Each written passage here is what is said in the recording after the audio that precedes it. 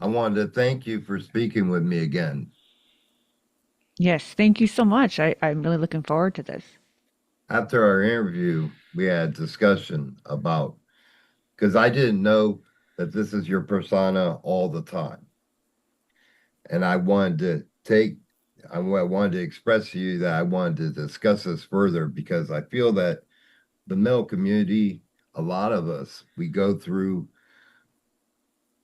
things where we feel like maybe we're different or feel a certain way or that the public sees us in a certain way. And to me, the true freedom is exploring your individuality and who you are as a person. I wanted to ask you, when did you start with wearing your mask? I mean, it's had many iterations over the years. It's been about 6 years since I first started, and COVID kind of gave me the isolation I needed to explore myself further as I like the first version of myself was like a silicone mask from Immortal Mask, and that was who I was for gosh, maybe 5 years. And then this is more recent, and I feel like I've finally kind of found more of who I am rather than like Immortal does stuff where they already pre-make like a base model. So Mm, it didn't feel as like true to myself. It was kind of like they're very nice masks. It's just in my case, it didn't work as well. And then when I got an artist for my bodysuit, we started talking about doing something for my face, and I didn't think that it would end up replacing the other version of me, but it did. And I think it's because I always strive to be closer to my true self, and this just felt more like who I am. And there's always more room to grow, but this is definitely the closest I've ever been throughout all the years. and I wanted to ask you, what led to you, like what, when you first put on a mask and you changed your identity, your visual identity, what relief did you get? Were you just totally relieved that you were away from and you're closer to your true self?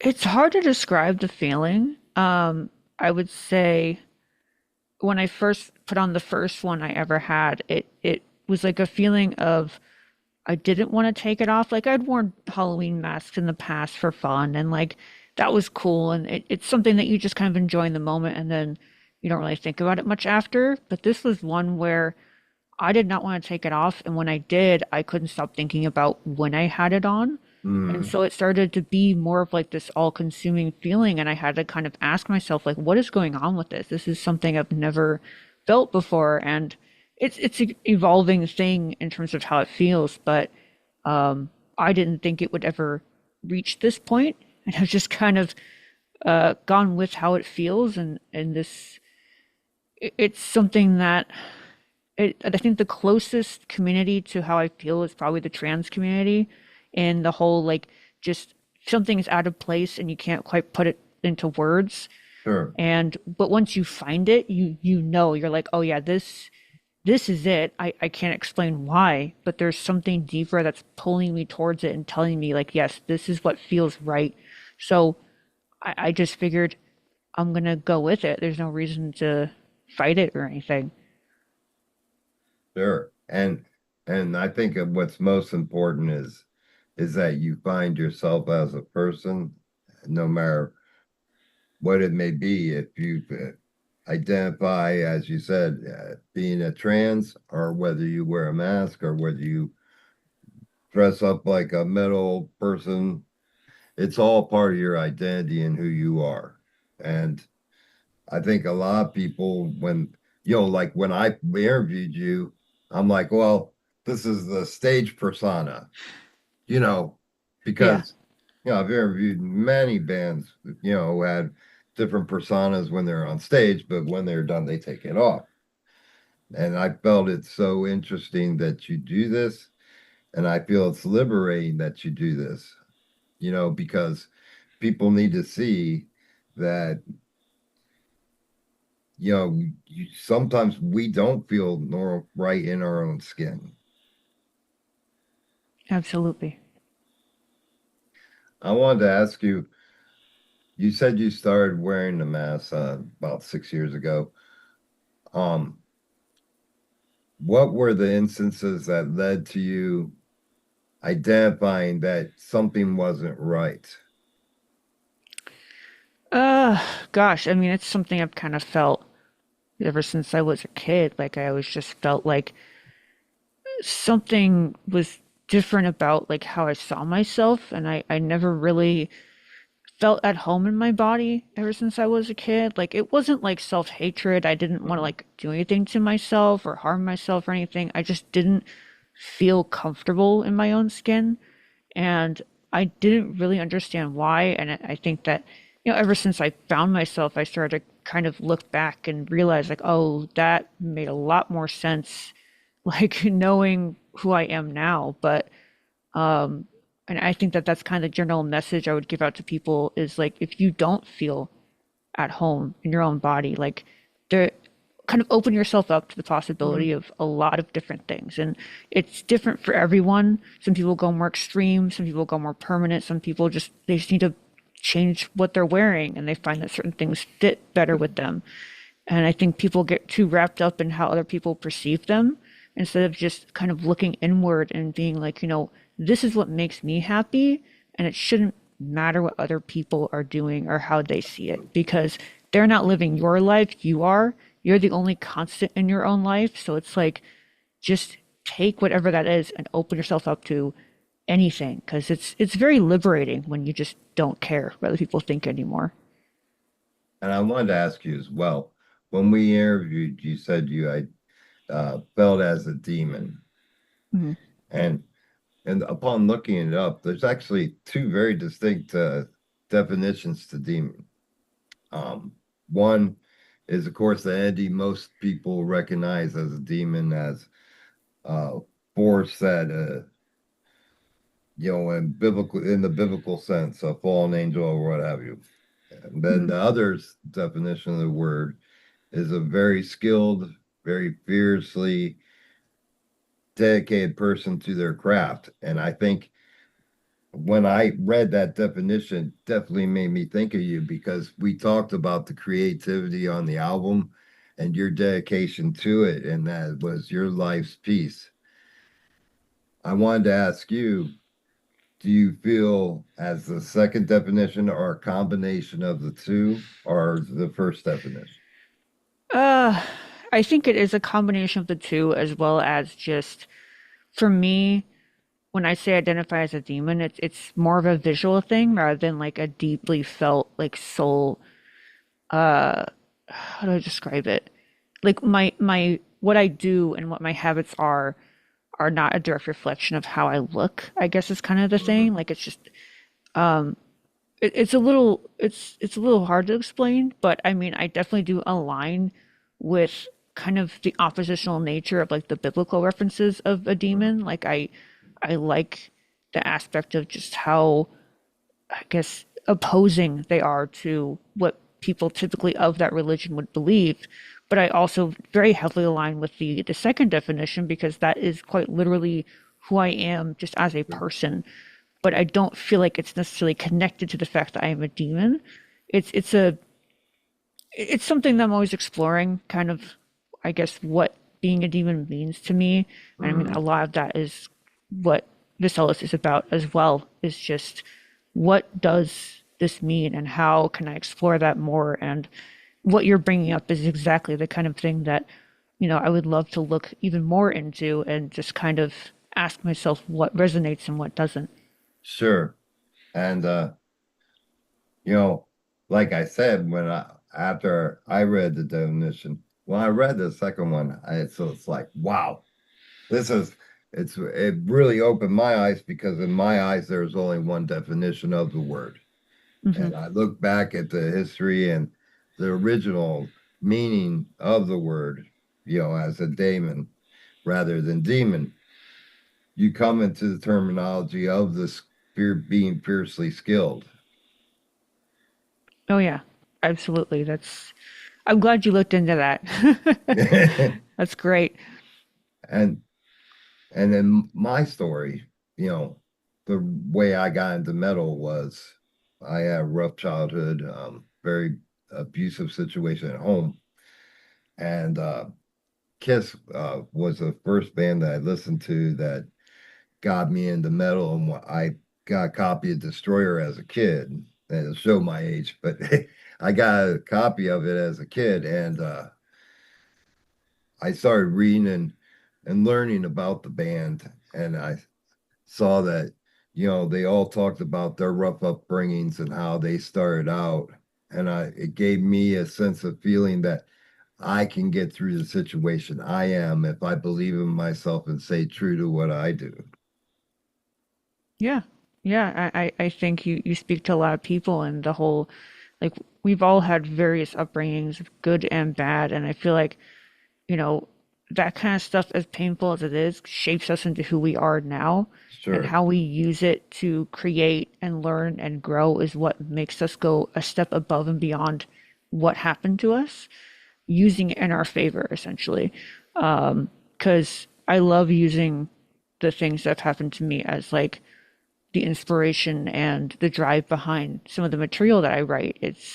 Yeah, it sucked that it happened, but it is, it's fantastic creative energy, and it's something that we all can relate to because we've all been through all kinds of, sure, bullshit like that. So sure. I totally get it. And to me, it's about what you do with it. Hmm. I remember, they're not popular now, but there used to be shows when I was growing up where they'd have like people on and they'd say, well, a guy was like a abusive drunk or something, and he'd say, well, I'm an abusive drunk because my father was. And I'd be like, how did that not teach you what not to do?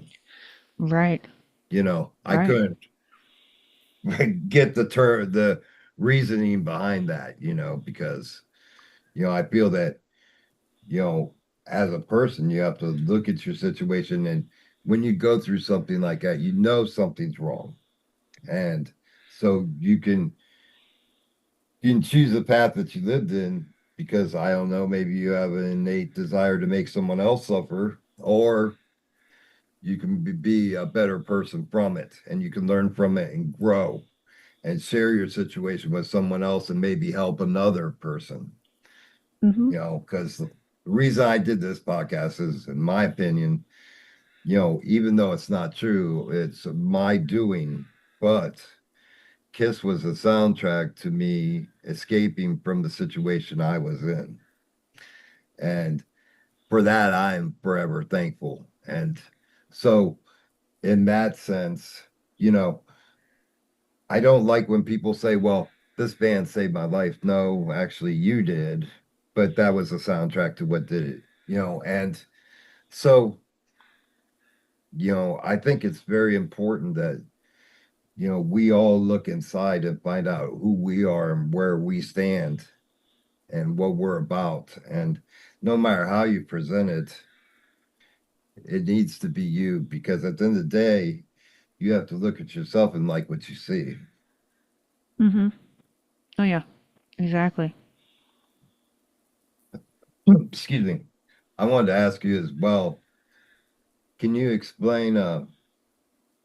I know we vaguely talked about you moving from place to place, and and because of trying to find a place where you were knit and felt in a knit community. I wanted to ask you, how long did it take for you to find a place where you felt like you were in that knit community? Um, it's interesting because as I was looking for a place to belong, I was also kind of trying to figure out who I was in the context of like other communities as well as people around me. And despite, you know, going through those communities, I think that it was a necessary part to kind of understanding who I was and who I was not based on the people I was surrounded by. And funny enough, the one that I always felt the most like seen in is the metal community. Like I just it's the biggest, as they say, third space that I am a part of. It is the place where I feel like I belong because it has also been the most accepting of myself of any Sure. community. And it's a Absolutely. combination of just the cliches of metal being, oh, hell yeah, demon, that's so sick, which is, I'll take it, as well as people that are understanding as to the core of why I'm doing this. And I've Sure. had nothing but positive experiences with fellow people that are in the metal community. So I I think I was trying to find a home elsewhere when really it was always there the whole time. I just needed to Mhm. go through those other communities to recognize that, okay, actually, none of those are going to give me what I want. It's already here. I just need to look deeper and put more into that community. And that's kind of why Vicelis is honestly been a great project. It's brought me deeper into the community locally. And as far as finding your band members and getting a band to go out live, did your parents cause trouble in but getting those band members? Um, my parents?